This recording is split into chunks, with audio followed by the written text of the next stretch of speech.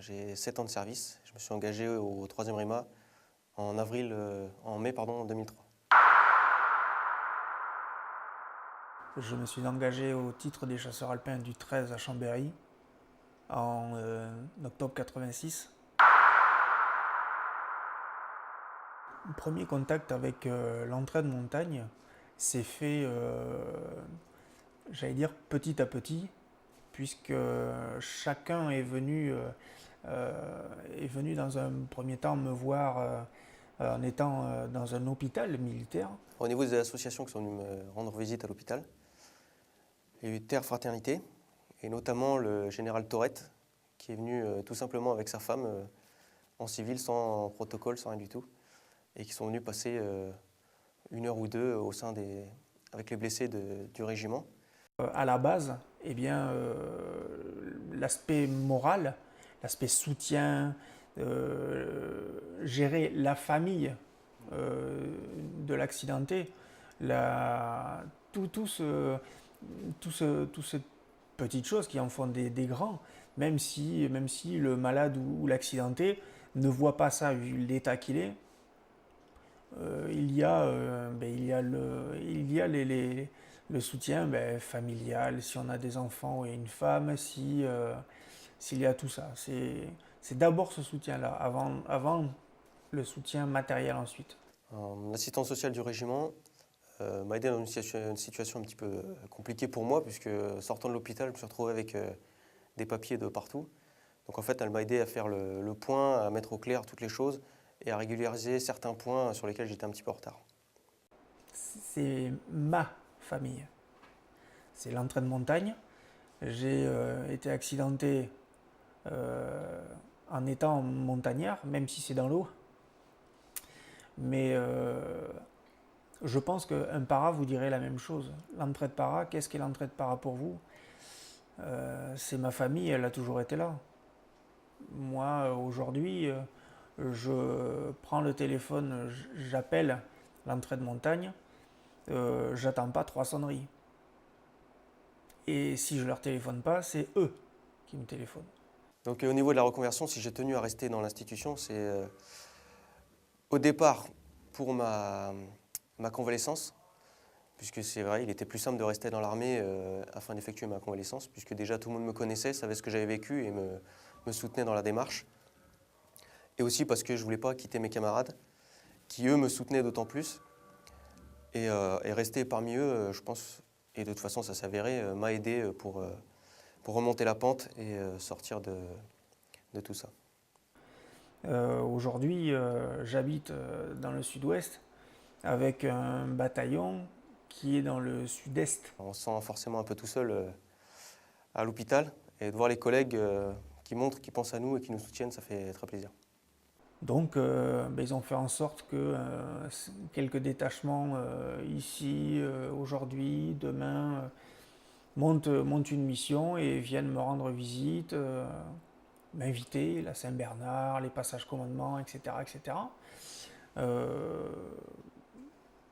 Il y avait le bal du 13, bon, je sais plus danser, donc, mais c'est... Chaque semaine, des gens étaient désignés au régiment pour venir rendre visite aux blessés. Et donc j'ai vu des gens que je connaissais même pas, mais qui faisaient partie du régiment. Chaque semaine, des gens différents qui venaient faire le voyage et rendre visite à leurs blessés. Au sein du régiment, il y a la cellule famille qui nous a aidés. Il y a également l'infirmerie qui, une fois par mois, déléguait des personnels pour venir nous rendre visite et qui se sont occupés au régiment de tous les papiers et toute la partie administrative qui était relativement compliquée pour nous qui étions encore hospitalisés. Est-ce que ça vous ferait plaisir? Je vous mets en contact avec la cellule famille de votre ancien bataillon. Puisque maintenant les cellules famille sont un petit peu les représentants sur le terrain. Donc on va faire un rassemblement de blessés en service et on va faire telle ou telle manifestation, monter au salon de l'auto à Paris ou aller voir une finale de rugby à Bordeaux ou à machin.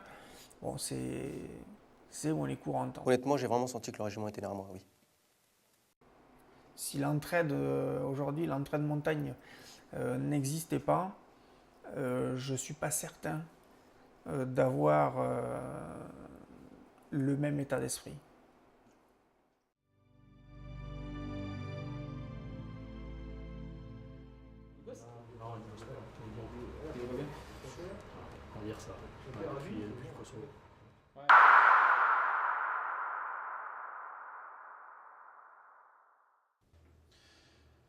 La cabate joue un rôle très important dans la gestion d'un accident tel le mien.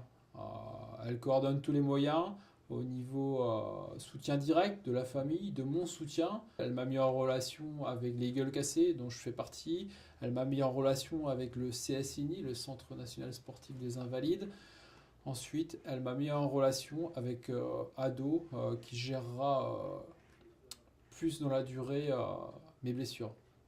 Dès mon évacuation stratégique du Liban, mon épouse a été avertie. La cabate a mis tout en œuvre pour l'apporter à mon chevet à Paris.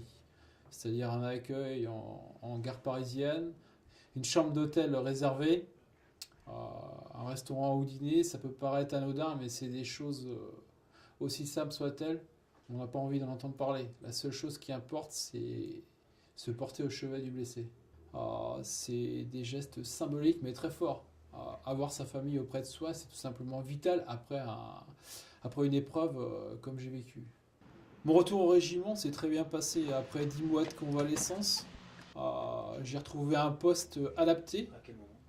Je suis le même qu'avant. On ne me traite pas différemment. Je ne suis pas un blessé. Je suis l'adjudant Travadon qui travaille au quotidien avec ses contraintes. On ne me considère pas comme quelqu'un de diminué. J'ai des responsabilités. Je suis responsable de la formation des cadres au régiment, en particulier des concours au MIA, des concours au ESP et la formation des BSTAT. C'est un poste valorisant. Je ne suis pas mis au placard. Sportif accompli avant cet accident, je pratiquais l'athlétisme à un niveau considérable. J'ai été mis en relation avec la Fédération française handisport et plus particulièrement la commission nordique handisport. À l'heure actuelle, j'ai repris un entraînement structuré, ce qui m'a valu d'être recruté en équipe de France Espoir biathlon et ski nordique. Le sport, c'est peut-être la meilleure des thérapies pour les soldats blessés.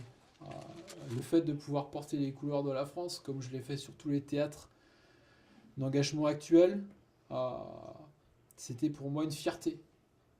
Aujourd'hui, je me suis fixé l'objectif, je me suis juré de porter les couleurs de la France au travers du sport. L'entraide est essentielle. Je pousserais même peut-être au mot vital.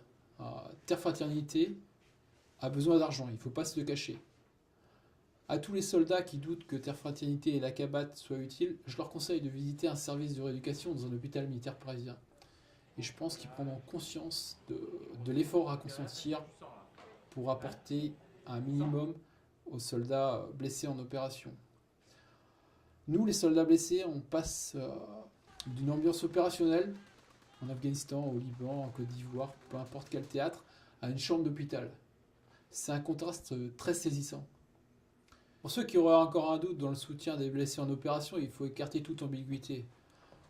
Dès mon accident, le ministre de la Défense, le chef d'état-major des armées, le chef d'état-major de l'armée de terre, mon chef de corps ont été présents. On n'est pas oublié, on s'occupe de nous, il faut être très clair là-dessus. Ensuite, oui, on a été blessé en opération, non, nous ne sommes pas oubliés. Je vais m'investir au sein de Terre Fraternité. Sous quelle forme? Je ne le sais pas encore, mais une chose est sûre, je donnerai de mon temps, je donnerai de mon énergie pour les soldats qui sont dans les hôpitaux parisiens, pour les soldats qui malheureusement ne sont plus là.